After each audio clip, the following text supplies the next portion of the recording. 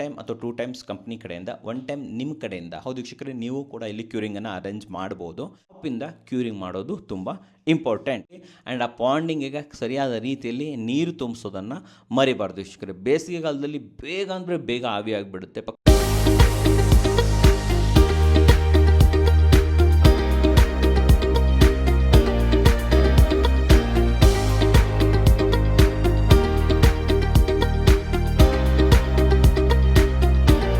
ಸಮಸ್ತ ಕನ್ನಡಿಗರಿಗೆ ನಮಸ್ತೆ ಮಾಡ್ತಿರುವಂಥ ನಾನು ನಿಮ್ಮ ಕನ್ನಡಕೋರ ಬಂದಿನ್ನೊಂದು ಹೊಸ ವಿಡಿಯೋ ಜೊತೆ, ಒಂದು ಹೊಸ ಕನ್ಸ್ಟ್ರಕ್ಷನ್ ಇನ್ಫಾರ್ಮೇಷನ್ ಜೊತೆ. ವೀಕ್ಷಕರೇ, ನಾವು ಮನೆ ಕಟ್ಟಬೇಕಾದ್ರೆ ಎಷ್ಟು ಕ್ವಾಲಿಟಿಯನ್ನು ನೋಡ್ತೀವಿ, ಎಷ್ಟು ಕನ್ಸ್ಟ್ರಕ್ಷನನ್ನು ಒಳ್ಳೊಳ್ಳೆ ರೀತಿ ತೊಗೊಂಬರ್ತೀವಿ, ಲೇಬರ್ಸನ್ನು ಎಷ್ಟು ಹೈಯರ್ ಮಾಡ್ತೀವಿ, ಅದೇ ರೀತಿಯಲ್ಲಿ ಎಕ್ಸಿಕ್ಯೂಟ್ ಆದ ನಂತರ ಎಷ್ಟು ಜಾಸ್ತಿ ನಾವು ಕ್ಯೂರಿಂಗ್ ಮಾಡ್ತೀವಿ ಅನ್ನೋದು ತುಂಬ ಇಂಪಾರ್ಟೆಂಟ್ ಆಗುತ್ತೆ. ಜಾಸ್ತಿ ಅನ್ನೋದಕ್ಕಿಂತ ಸರಿಯಾದ ರೀತಿಯಲ್ಲಿ ಕ್ಯೂರಿಂಗ್ ಮಾಡುವಂಥದ್ದು. ನಮ್ಮ ಮನೆಗೆ ನಾವು ಎಷ್ಟು ಪರ್ಫೆಕ್ಟಾಗಿ ಕ್ಯೂರಿಂಗ್ ಮಾಡ್ತೀವಿ, ನಮಗೆ ಹೇರ್ಲೈನ್ ಕ್ರ್ಯಾಕ್ಗಳು, ಸ್ಟ್ರಕ್ಚರಲ್ ಕ್ರ್ಯಾಕ್ಗಳು ಅವಾಯ್ಡ್ ಆಗುತ್ತೆ ವೀಕ್ಷಕರೇ. ಮೇಯ್ನಾಗಿ hairline crack, structural crack main problem ಏನಂತಂದರೆ ಬೇಸು. ನೀವು ಸರಿಯಾದ ರೀತಿಯಲ್ಲಿ ಸಾಯಿಲ್ ಬೇರಿಂಗ್ ಟೆಸ್ಟನ್ನು ಮಾಡಿಸಿಲ್ಲ, SBC ಅಂತ ಹೇಳ್ತಾರೆ.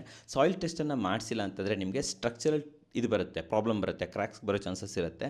ನಾನು ಅದ್ರ ಬಗ್ಗೆ ಸಪ್ರೇಟ್ ವಿಡಿಯೋನೇ ಮಾಡ್ತೀನಿ. ಸಾಯಿಲ್ ಬೇರಿಂಗ್ ಟೆಸ್ಟ್ ಅಂದರೆ ಏನು, ಅದರಿಂದ ಏನೇನು ಸಮಸ್ಯೆಗಳು ಬರ್ಬೋದು, ಏನೇನನ್ನು ಅವಾಯ್ಡ್ ಮಾಡ್ಬೋದು, ಪ್ರತಿಯೊಂದನ್ನು ಕೂಡ ನಾನು ನಿಮ್ಗೆ ತಿಳಿಸ್ಕೊಡ್ತೀನಿ. That's a separate section. ಇವತ್ತಿನ ವಿಡಿಯೋದಲ್ಲಿ ನಾನು ಮಾತಾಡ್ತಿರುವಂಥದ್ದು ಕ್ಯೂರಿಂಗ್. ಆಮೇಲೆ ಇನ್ನೊಂದೇನಂತಂದರೆ, ತುಂಬ ಜನ ಏನು ಮಾಡ್ತಾರೆ ಅಂದರೆ ಕ್ಯೂರಿಂಗನ್ನು ಕಂಪ್ನಿಗಳ ಮೇಲೆ ಬಿಟ್ಬಿಡ್ತಾರೆ. ನಾವು ಏನೋ ಒಂದು ಫುಲ್ ಕೊಟ್ಬಿಟ್ಟಿದ್ದೀವಿ, ಕಾಂಟ್ರಾಕ್ಟ್ ಕೊಟ್ಬಿಟ್ಟಿದ್ದೀವಿ, ಮತ್ತು ನಾವು ಯಾಕೆ ಇದರಲ್ಲಿ ಇನ್ವಾಲ್ವ್ಮೆಂಟ್ ಆಗಬೇಕು, ಮಾಡ್ಕೊತಾರೆ ಬಿಡಿ ಕ್ಯೂರಿಂಗ್ ಅನ್ನೋದೊಂದು ಇರುತ್ತೆ.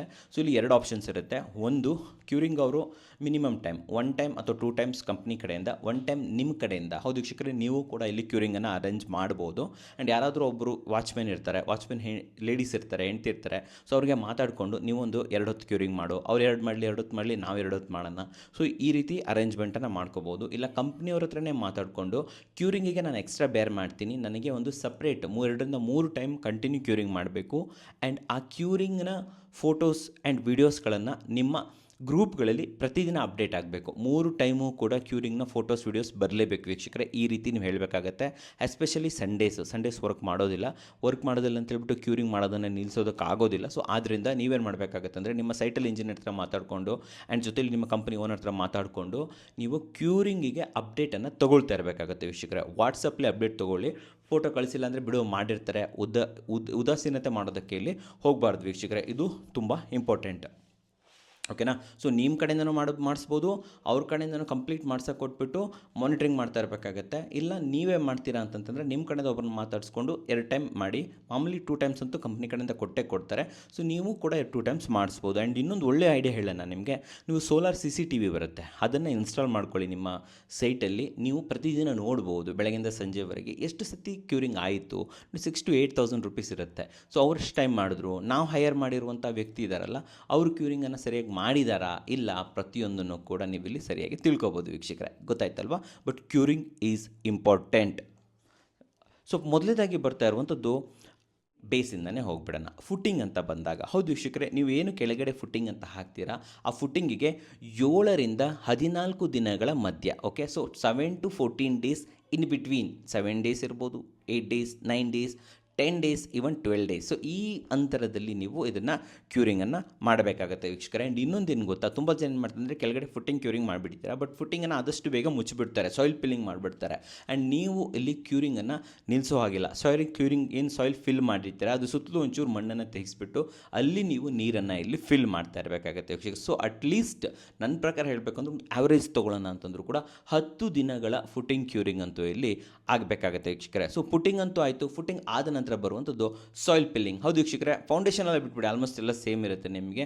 ಸೊ ನೆಕ್ಸ್ಟ್ ಬರ್ತಂಥದ್ದು ಸಾಯಿಲ್ ಫಿಲ್ಲಿಂಗ್. ಕಂಪ್ಲೀಟಾಗಿ ಫೌಂಡೇಶನ್ ಹಾಕಿಬಿಟ್ಟು SSM ವರ್ಕ್ ಎಲ್ಲ ಮಾಡಿಬಿಟ್ಟು ಅಲ್ಲಿ ಸಾಯಿಲ್ ಫಿಲ್ಲಿಂಗನ್ನು ಮಾಡ್ತೀರಾ. ಇಲ್ಲೇ ತುಂಬ ಮುಖ್ಯವಾದಂಥ ಸಾಯಿಲ್ ಫಿಲ್ ಮಾಡಿದಾಗ ನೀವೇನು ಮಾಡಬೇಕಾಗತ್ತೆ, ಮೊದಲನೇದಾಗಿ ಇಲ್ಲಿ ಟರ್ಮೈಟ್ ಟ್ರೀಟ್ಮೆಂಟ್ ಮಾಡಬೇಕಾಗತ್ತೆ. ಇಡೀ ಸಾಯಿಲ್ ಫಿಲ್ ಏನು ಮಾಡಿರ್ತೀರ ಅಲ್ಲೆಲ್ಲ ಹೊಂಡ ಹೋಲ್ ಮಾಡಿಬಿಟ್ಟು, ಇದ್ರ ಬಗ್ಗೆ ಕೂಡ ವಿಡಿಯೋ ಮಾಡಿದ್ದೀನಿ, ಬೇಕಾದರೆ ಮಾಡ್ತೀನಿ. ಅಲ್ಲೆಲ್ಲ ಮಾಡಿಬಿಟ್ಟು ಅದರೊಳಗಡೆ 1 ಫೀಟ್ ದೊಡ್ಡದು ಹೊಂಡಗಳನ್ನು ಮಾಡಿಬಿಟ್ಟು 10 6 ಇಂಚ್ 8 ಇಂಚ್ ದೂರ ಕಂಪ್ಲೀಟಾಗಿ ಹೊಂಡಗಳನ್ನು ಮಾಡಿಬಿಟ್ಟು ಅಲ್ಲಿ ಕಂಟೈನರಲ್ಲಿ ನೀವು ಟರ್ಮೈಟ್ ರೆಸಿಸ್ಟೆಂಟ್ ಇದನ್ನು ಲಿಕ್ವಿಡ್ಗಳನ್ನು ಅಲ್ಲಿ ಹಾಕಬೇಕಾಗತ್ತೆ, ವಾಟರ್ ಜೊತೆ ಆ್ಯಡ್ ಮಾಡಿ. ಗೊತ್ತಾಯ್ತಲ್ವಾ? ಜೊತೆಯಲ್ಲಿ ನೀವೇನು ಮಾಡಬೇಕಾಗುತ್ತೆ ಅಂದರೆ ಎಂಟೈರ್ ಆಗಿ ಇಲ್ಲಿ ಕೂಡ ನೀರನ್ನು ತುಂಬಿಸ್ಬೇಕಾಗತ್ತೆ ವೀಕ್ಷಕರೇ. ತುಂಬಾ ತುಂಬಿಸಿ ಯಾವುದೇ ಕಾರಣಕ್ಕೂ ಕೂಡ ಇಲ್ಲಿ ಕಂಜೂಸ್ತನ ಮಾಡೋಗಿಲ್ಲ. ಎಷ್ಟು ನೀರು ಕುಡಿಯುತ್ತೆ ಅಷ್ಟು ನೀರನ್ನು ತುಂಬಿಸ್ಬೇಕಾಗತ್ತೆ. ಇದರಿಂದ ಏನಾಗುತ್ತೆ ಅಂದರೆ ನಿಮ್ಮ ಫ್ಯೂಚರಲ್ಲಿ ನಿಮ್ಮ ಸಾಯಿಲ್ ಸೆಟ್ಲ್ಮೆಂಟ್ ಆಗೋದು ಕಮ್ಮಿ ಆಗುತ್ತೆ. ಎಷ್ಟು ಸೆಟ್ಲ್ಮೆಂಟ್ ಆಗುತ್ತೆ ಈಗಲೇ ಆಗಲಿ ವೀಕ್ಷಕರೇ. ಸೊ ಬ್ಯಾಕ್ ಪಿಲ್ಲಿಂಗಲ್ಲಿ ನೀವು ಆಲ್ಮೋಸ್ಟ್ 8 to 9 ಡೇಸ್, ಹೌದು ವೀಕ್ಷಕರೇ, 8ರಿಂದ 9 ದಿನಗಳವರೆಗೆ ಇದನ್ನು ಸೆಟ್ಲ್ಮೆಂಟ್ ಇಲ್ಲಿ ಮಾಡಿಸ್ಬೇಕಾಗತ್ತೆ ವೀಕ್ಷಕರೇ. ಒಂಥರ ಕ್ಯೂರಿಂಗ್ ಅಂದ್ಕೊಳ್ಳಿ, ಇದನ್ನು ಕೂಡ ಒಂಥರ ಕ್ಯೂರಿಂಗ್ ಅಂತಲೇ ಕೂಡ ಇಲ್ಲಿ ಹೇಳ್ಬೋದು. ಎಸ್ಪೆಷಲಿ ಇಲ್ಲೂ ಕೂಡ ಹೋಲ್ಸ್ ಮಾಡೋದು, ಟರ್ಮೈಟ್ ಇದು ಮಾಡಿ ಅದರೊಳಗಡೆ ನೀರು ಬಿಡೋದನ್ನು ಮಾತ್ರ ಇಲ್ಲಿ ಮರಿಬೇಡಿ ವೀಕ್ಷಕರೇ. ನೀರು ಮೇಲ್ಗಡೆ ತುಂಬ್ಕೊಳ್ಳೋದಷ್ಟೇ ಅಲ್ಲ, ನೀರು ಕಂಪ್ಲೀಟಾಗಿ ಒಳಗಡೆ ಹೋಗಬೇಕು. ನಿಮ್ಮ ಇಡೀ ಸಾಯಿಲು ಪರ್ಫೆಕ್ಟ್ ಸೆಟ್ಲ್ಮೆಂಟ್ ಆಗಬೇಕು. ಈ ಥರ ಸೆಟ್ಲ್ಮೆಂಟ್ ಆ ನಂತರ ಆದರೆ, ಮನೆ ಕಟ್ಟಿದ ಮೇಲೆ ವೇಟಿಂದ ಆದರೆ ಆವಾಗ ಇಲ್ಲಿ ನಿಮಗೆ ಸ್ಟ್ರಕ್ಚರಲ್ ಕ್ರ್ಯಾಕ್ಸ್ಗಳು ಇಲ್ಲಿ ಬರೋ ಸಾಧ್ಯತೆಗಳಿರ್ತವೆ ವೀಕ್ಷಕರೇ. ಹೇರ್ಲೈನ್ ಕ್ರ್ಯಾಕ್ ಬರೋಕ್ಕೆ ಬೇರೆ ಕಾರಣ ಇದೆ, ಸ್ಟ್ರಕ್ಚರಲ್ ಕ್ರ್ಯಾಕ್ ಬರೋದಕ್ಕೆ ಇದೇ ಮೇನ್ ಕಾರಣ. ನಿಮ್ಮ ಬೇಸ್ ಗಟ್ಟಿ ಇರಬೇಕು, ಆವಾಗ ನಿಮಗೆ ಯಾವುದೇ ರೀತಿಯ ಸ್ಟ್ರಕ್ಚರಲ್ ಪ್ರಾಬ್ಲಮ್ ಇಲ್ಲಿ ಬರೋಲ್ಲ ವೀಕ್ಷಕರೇ. ಸೊ ಫುಟಿಂಗ್ ಆಯಿತು, ಬ್ಯಾಕ್ ಪಿಲ್ಲಿಂಗ್ ಆಯಿತು. ಸೊ ನೆಕ್ಸ್ಟ್ ಬರ್ತಾ ಇರುವಂಥದ್ದು ಬ್ರಿಕ್ ವರ್ಕ್. ಹೌದು ವೀಕ್ಷಕರೇ, ಬ್ರಿಕ್ ವರ್ಕ್. ಅದ್ರ ಮೇಲ್ಗಡೆ ಬ್ರಿಕ್ ವರ್ಕ್ ಸ್ಟಾರ್ಟ್ ಮಾಡ್ತೀರಾ ನೀವು. ಇದು ಕಾಲಮ್ ಎಲ್ಲ ಹೇಳ್ತೀನಿ ನಾನು ನಿಮಗೆ, ಕಾಂಕ್ರೀಟಲ್ಲಿ ಬರುತ್ತದೆ ಆ್ಯಕ್ಚುಲಿ. ಸೊ ಬ್ರಿಕ್ ವರ್ಕ್ ಅಂತ ಬಂದಾಗ ಇಲ್ಲಿ ಮಿನಿಮಮ್ 7 to 10 ಡೇಸ್ ನೀವೊಂದು ಬ್ರಿಕ್ ವರ್ಕ್ ಮಾಡಿರಿ, ಕಂಪ್ಲೀಟಾಗಿ ಬ್ರಿಕ್ ವರ್ಕ್ ಮಾಡ್ಕೊಂಬಂದಿರ ಅಂತಂದರೆ ಅದಕ್ಕೆ ಅದರ ಪಕ್ಕದಲ್ಲಿ ವರ್ಕ್ ನಡೀತಾ ಇರಲಿ, ಮೇಲ್ಗಡೆ ಸ್ಲ್ಯಾಬ್ ಮಾಡಲಿ, ಏನೇ ಮಾಡಲಿ, ಆ ಪೋರ್ಷನ್ಗೆ ಒಂದು ಬ್ರಿಕ್ ವಾಲ್ ಕಟ್ಟಿರ್ತಾರಲ್ಲ ಆ ವಾಲ್ಗೆ minimum 7 to 10 days into 30 times ಅದಕ್ಕೆ ನೀವಿಲ್ಲಿ ಇದಾಗಲೇಬೇಕು. ಏನಾಗಬೇಕು? ಕ್ಯೂರಿಂಗ್ ಆಗಲೇಬೇಕು. ಸೊ ಪ್ರತಿದಿನ 2ರಿಂದ 3 ಬಾರಿನೇ ಅಂದ್ಕೊಳ್ಳಿ, that's the best thing. So 3 ಬಾರಿ ನೀವು ಇಲ್ಲಿ ಇದು ಮಾಡೋದು, ಕ್ಯೂರಿಂಗ್ ಮಾಡೋದು ತುಂಬ ಇಂಪಾರ್ಟೆಂಟು. ಆ್ಯಂಡ್ ಗೋಡೆಗಳಿಗೆ ನೀವು ಟಾಪಿಂದ ಕ್ಯೂರಿಂಗ್ ಮಾಡಬೇಕಾಗುತ್ತೆ. ಗೋಡೆ ಮೇಲ್ಗಡೆ ನೀರು ಹಾಕುವಂಥದ್ದು, ಕೆಳಗಡೆಯಿಂದ ಮೇಲೆ ಹಾಕೋದಲ್ಲ, ಮೇಲ್ಗಡೆ ಹಾಕೊಂಬರಬೇಕು. ಮೇಲ್ಗಡೆ ಅಂತ ಬಿದ್ದಂಥ ನೀರು ಕಂಪ್ಲೀಟಾಗಿ ಕೆಳಗಡೆ ಬರುವಂಥದ್ದು, ಅರ್ಥ ಆಯ್ತಲ್ವ? ಸೊ ಮೇಲ್ಗಡೆಯಿಂದ ನೀರು ಬರ್ತಾ ಬರ್ತಾ ಬರ್ತಾ ಕಂಪ್ಲೀಟ್ ಅಬ್ಸರ್ವ್ ಇಲ್ಲಿ ಆಗುತ್ತೆ ವೀಕ್ಷಕರೇ. ಸೊ ನೀವೇ ಮಾಡ್ತಾಯಿದ್ರೆ ಗಮನದಲ್ಲಿ ಇಟ್ಕೊಳ್ಳಿ. ನೀವೇ ಕೆಲವೊಬ್ರು ಏನು ಮಾಡ್ತಾರೆ, ಓನರೇ ಕ್ಯೂರಿಂಗ್ ಮಾಡ್ತಾರೆ, ಫ್ರೀ ಇರೋರು ಇರ್ತಾರಲ್ಲ. ಸೊ ಅಂಥವ್ರಿಗೆ ಹೇಳ್ತಾ ಇದ್ದೀನಿ, ಟಾಪಿಂದ ಕ್ಯೂರಿಂಗ್ ಮಾಡೋದು ತುಂಬ ಇಂಪಾರ್ಟೆಂಟ್. ಸೊ ನೆಕ್ಸ್ಟ್ ಬರ್ತಾ ಇರುವಂಥದ್ದು ಕಾಂಕ್ರೀಟ್ ವರ್ಕ್. ಕಾಂಕ್ರೀಟ್ ವರ್ಕಲ್ಲಿ ಮೇನಾಗಿ ಹೇಳುವಂಥದ್ದು ಕಾಲಮ್ ವರ್ಕ್. ಕಾಲಮ್ಸ್ಗೆ ಮಿನಿಮಮ್ 14 ಡೇಸ್, 2 ವಾರಗಳವರೆಗೆ ಇಲ್ಲಿ ಕ್ಯೂರಿಂಗ್ ಮಾಡಬೇಕಾಗುತ್ತೆ ವೀಕ್ಷಕರೇ. ಆ್ಯಂಡ್ ಇಲ್ಲೊಂದು ಕತೆ ಏನು ಅಂತಂದರೆ, ಬ್ರಿಕ್ ವರ್ಕೆಲ್ಲ ನೀರನ್ನು ಹೀರ್ಕೊಂಡ್ಬಿಟ್ಬಿಡುತ್ತೆ, ಕೆಳಗಡೆ ನೀರು ಹಿಡಿದು. ಆದರೆ ಕಾಲಮ್ ಇದೆಲ್ಲ ಅಷ್ಟು ಈಸಿಯಾಗಿ ನೀರನ್ನು ಹೀರ್ಕೊಳ್ಳೋದಿಲ್ಲ. ಒಂದು ಸತಿ ಹಾಕಿಬಿಟ್ರೆ ಅರ್ಧ ಗಂಟೆಲಿ ಒಣಗೋಗ್ಬಿಡುತ್ತೆ.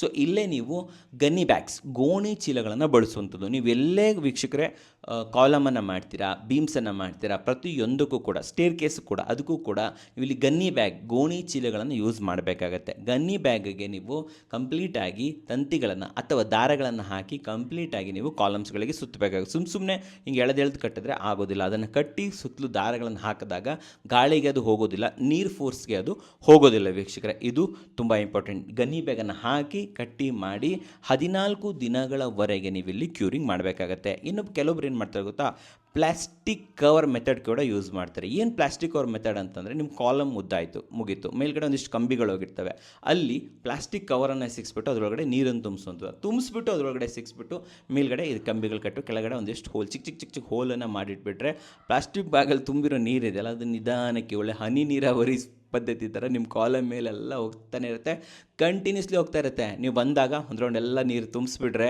ಆರಾಮಾಗಿ ಹೋಗ್ತಾ ಇರುತ್ತೆ. ನಾನು ತುಂಬ ಕಡೆ ನೋಡಿದ್ದೀನಿ. ಇದು ಒಂದು ಹ್ಯಾಕ್ ಅಂತ ಹೇಳ್ಬೋದು, ಕನ್ಸ್ಟ್ರಕ್ಷನ್ ಹ್ಯಾಕ್ ಅಂತ ಹೇಳ್ಬೋದು. ಇದನ್ನು ನೀವು ಟ್ರೈ ಮಾಡಿ. ಗನ್ನಿ ಬ್ಯಾಗು ಇರಲಿ, ಜೊತೆಯಲ್ಲಿ ಈ ಪ್ಲಾಸ್ಟಿಕ್ ಬ್ಯಾಗ್ ಪದ್ಧತಿಯನ್ನು ಕೂಡ ನೀವು ಯೂಸ್ ಮಾಡ್ಬೋದು, ತುಂಬಾ ಚೆನ್ನಾಗಿರುತ್ತೆ. ಓಕೆ, ಇದು ತುಂಬ ಇಂಪಾರ್ಟೆಂಟ್ ಅಂತ ಹೇಳ್ಬೋದು. ಸೊ ನೆಕ್ಸ್ಟು ಸ್ಟೇರ್ ಕೇಸ್ಗೂ ಅಷ್ಟೇ ಆಲ್ಮೋಸ್ಟ್ 14 ಡೇಸ್ ಅಂತೂ ಮಾಡಲೇಬೇಕು. ಗನ್ನಿ ಬ್ಯಾಗ್ಗಳನ್ನು ಇಲ್ಲಿ ಯೂಸ್ ಮಾಡಬೇಕಾಗುತ್ತೆ ವೀಕ್ಷಕರೇ. ಇಲ್ಲೂ ಅಷ್ಟೇ ಗೋಣಿ ಚೀಲ ಬೇಕೇ ಬೇಕಾಗುತ್ತೆ.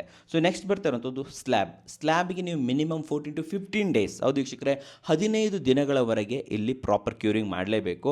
ಆ್ಯಂಡ್ ನೀವು ಸ್ಲ್ಯಾಬ್ ಕ್ಯಾಸ್ಟ್ ಮಾಡ್ತೀರಾ, ಓಕೆ, 53 ಗ್ರೇಡ್ ಸಿಮೆಂಟ್ ಯೂಸ್ ಮಾಡಿದ್ದೀರಾ ಅಂತಂದರೆ ಅರ್ಧದಿಂದ 3/4 ಗಂಟೆಲಿ ಸೆಟ್ ಆಗುತ್ತೆ. ಸೊ ಫಸ್ಟು ನೀವೇನು ಮಾಡಬೇಕು ಅಂತಂದರೆ, ಲೈಟಾಗಿ ನೀರನ್ನು ಚಿಮುಕಿಸಿ ಪೊರಕೆ ತೊಗೊಂಡು ಪೊರಕೆ ಹೊಡೆಯೋದು ಅಂತ ಮಾಡ್ತಾರೆ. ಕಂಪ್ಲೀಟಾಗಿ ಪೊರಕೆ ಹೊಡಿಬೇಕಾಗುತ್ತೆ. ಪೊರಕೆ ಹೊಡೆದಾಗ ಏನಾಗುತ್ತೆ ಅಂದರೆ, ಸ್ಮಾಲ್ ಹೇರ್ಲೈನ್ ಕ್ರ್ಯಾಕಲ್ಲಿ ಆಲ್ರೆಡಿ ಬಂದುಬಿಡುತ್ತೆ. ಅದೆಲ್ಲ ನ್ಯಾಚುರಲ್ ತಲೆ ಕೆಡಿಸ್ಕೊಂಬಿಡಿ, ಅವುಗಳೆಲ್ಲ ಫಿಲ್ ಆಗಿಬಿಡುತ್ತೆ.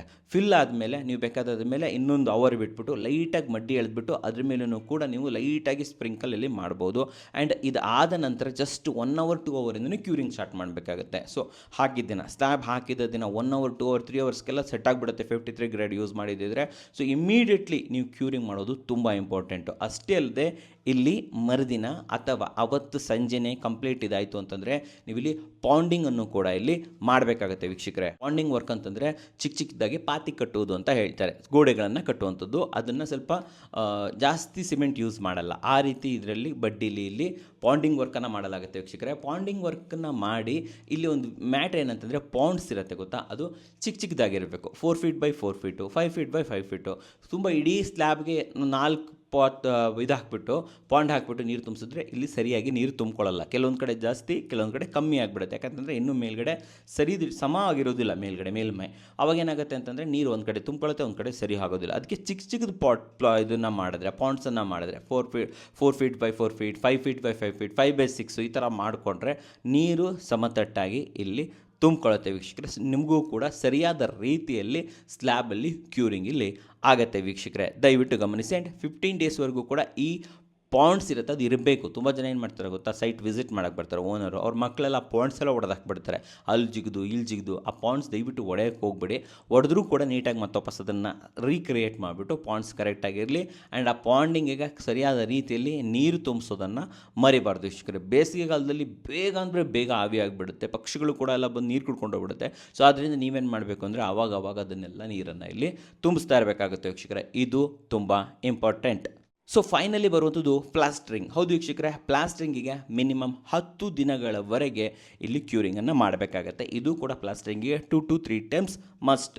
2 ಟೈಮ್ಸ್ ಕೂಡ ಓಕೆ ಅಂತ ಹೇಳ್ಬೋದು. ಆ್ಯಂಡ್ ಪ್ಲಾಸ್ಟ್ರಿಂಗಿಗೆ ನೀವು ಟಾಪಿಂದ ಇದಕ್ಕೂ ಅಷ್ಟೇ ಮೇಲ್ಗಡೆಯಿಂದ ಕ್ಯೂರಿಂಗ್ ಮಾಡ್ಕೊತ ಬರಬೇಕು, ನೀರು ಕೆಳಗಡೆ ಬರ್ತಾ ಇದಾಗಬೇಕು. ಆ್ಯಂಡ್ ಇನ್ನೊಂದು ತುಂಬ ಇಂಪಾರ್ಟೆಂಟು, ದಯವಿಟ್ಟು ಕ್ಯೂರಿಂಗ್ ಮಾಡೋದಕ್ಕೆ ಪ್ರೆಷರ್ ಪಂಪ್ಗಳನ್ನೆಲ್ಲ ಯೂಸ್ ಮಾಡೋಕ್ಕೆ ಹೋಗ್ಬಿಡಿ. ಪ್ರೆಷರ್ ಪಂಪಿಂದ ನೀವು ಮಾಡಿದ್ರೆ ಅದು ಪ್ರೆಷರ್ಗೆ ಪಾತಿ ಮತ್ತು ಏನು ಪ್ಲಾಸ್ಟಿಂಗ್ ಮಾಡಿತ್ತು ಅವೆಲ್ಲ ಕಿತ್ಕೊಂಡು ಹೋಗ್ಬಿಡುತ್ತೆ ವೀಕ್ಷಕರೇ, ಫ್ರೆಶ್ ಇದ್ದರೆ. ಓಕೆನಾ.